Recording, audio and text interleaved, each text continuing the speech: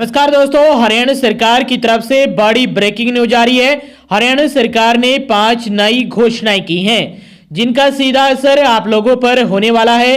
क्या फायदे और क्या नुकसान देने वाली हैं ये 5 बड़ी खबरें। आगे भी आप रोजाना हरियाणा सरकार की हर घोषणा, फैसले, नियम, निर्देश, आदेश, योजना, सूचना और निर्णय की जानकारी रोजाना जानना चाहते हैं तो स्टेट नॉलेज टीवी हिंदी के साथ जुड़ जाइएगा और सब्सक्राइब कर दीजिएगा। सबसे पहली और बड़ी खबर आई है हरियाणा के किसानों के लिए। हरियाणा प्रदेश की मंडियों में सरसों की खरीद कल 28 मार्च से शुरू हो जाएगी।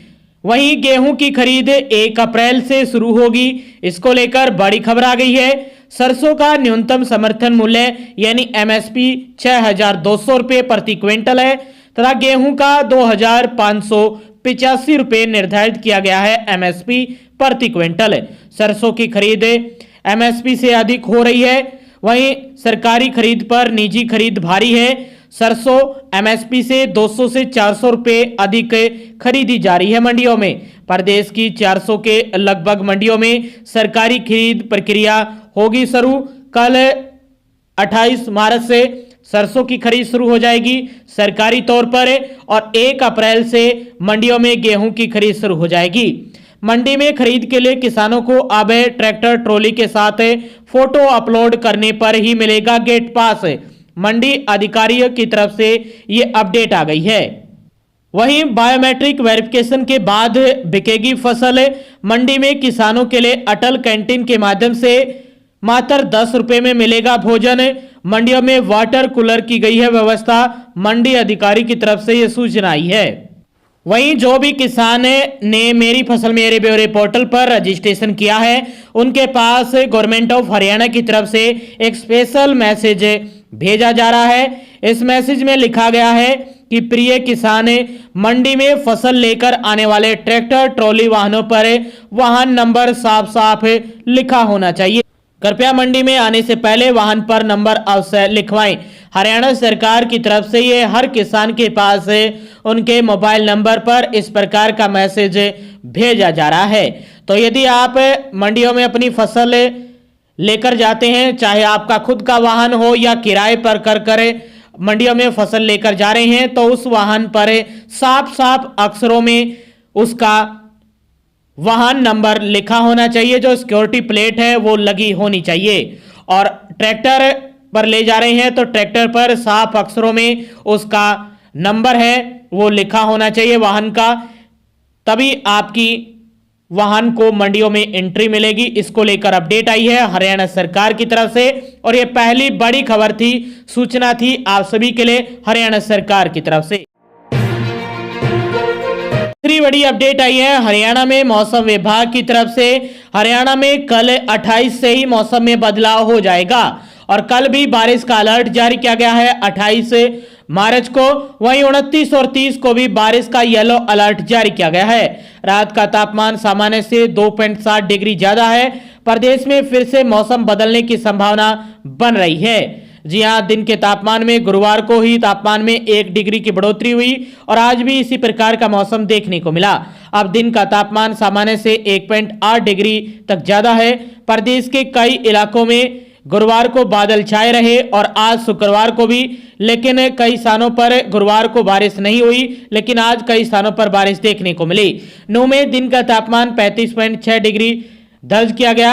रात के तापमान में भी 2.4 डिग्री तक बढ़ोतरी हुई है। अब रात का तापमान सामान्य से 2.7 डिग्री ज्यादा है। करनाल और सोनीपत में रात का पारा 15.6 डिग्री तापमान दर्ज किया गया।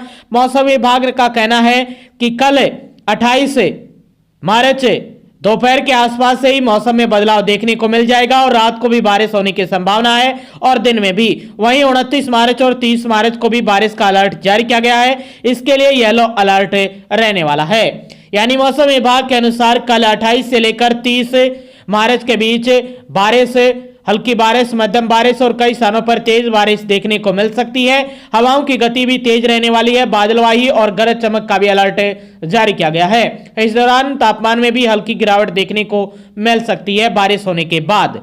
तो मौसम विभाग की तरफ से आने वाले 3 दिन खास रहने वाले हैं। बारिश, बूंदाबांदी देखने को मिलेगी मौसम विभाग के अनुसार। तो ये अलर्ट था मौसम विभाग की तरफ से और ये दूसरी महत्वपूर्ण बड़ी अपडेट आप सभी के लिए हरियाणा के लोगों की।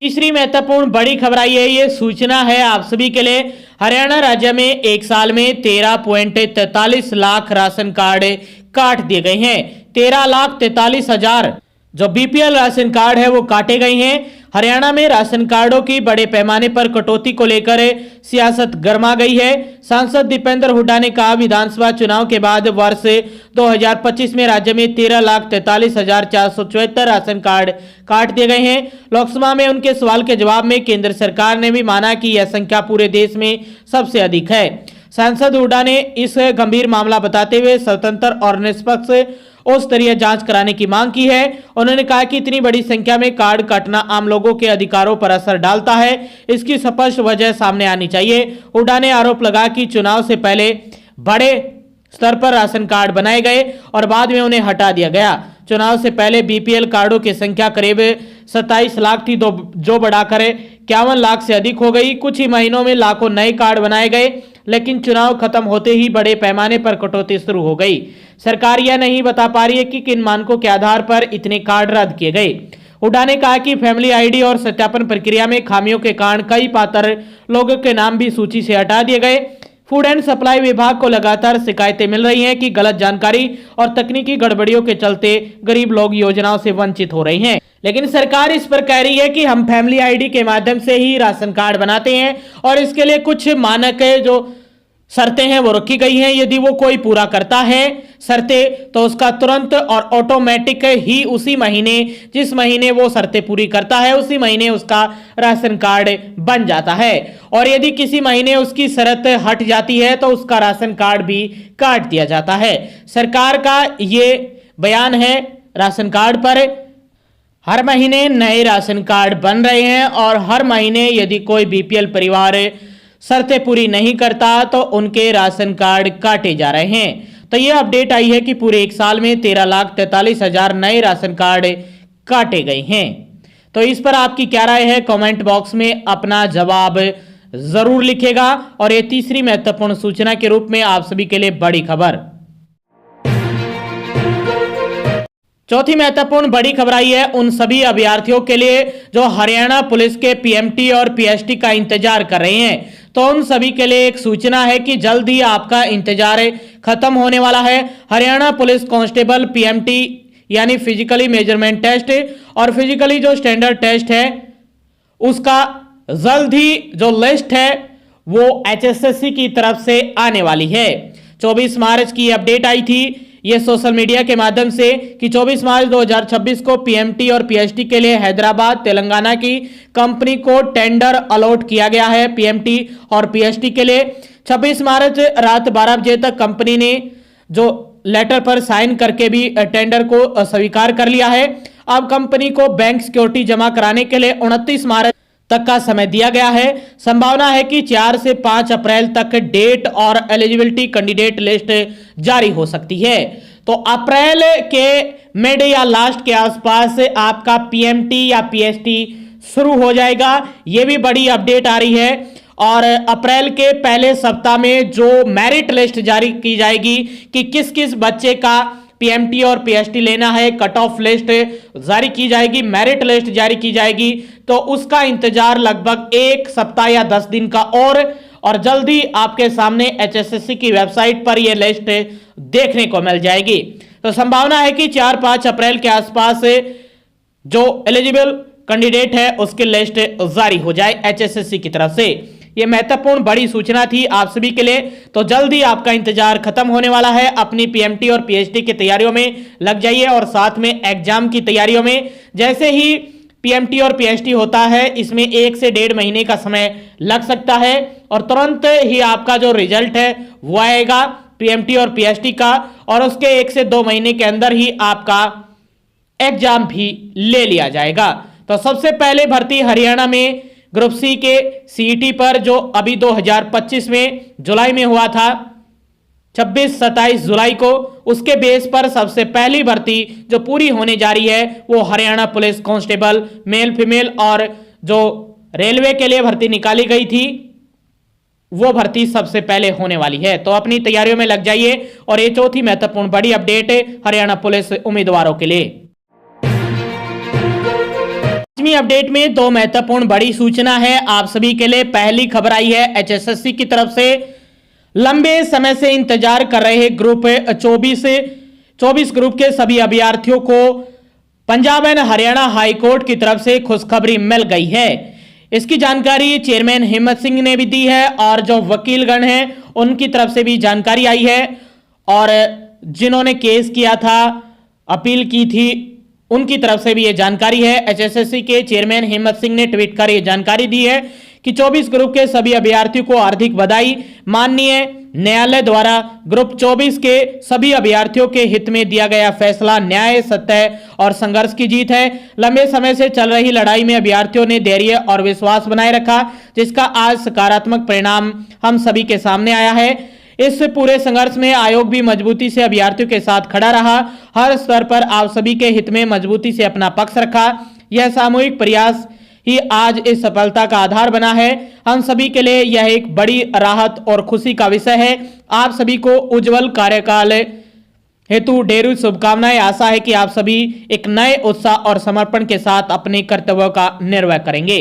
तो आप सभी की नौकरियां बच गई हैं और खुशखबरी आ गई है आप सभी के लिए। जो 24 ग्रुपों का जो फैसला था, 20 ग्रुप लगा लो, 24 ग्रुप लगा लो, तो जो भी फैसला था, जो न्यायालय की तरफ से वो जो भी अपील थी, जो भी केस था, वो डिस्पोज किया गया है और आप सभी के लिए खुशखबरी आई है। आप सभी की नौकरियां बच गई हैं।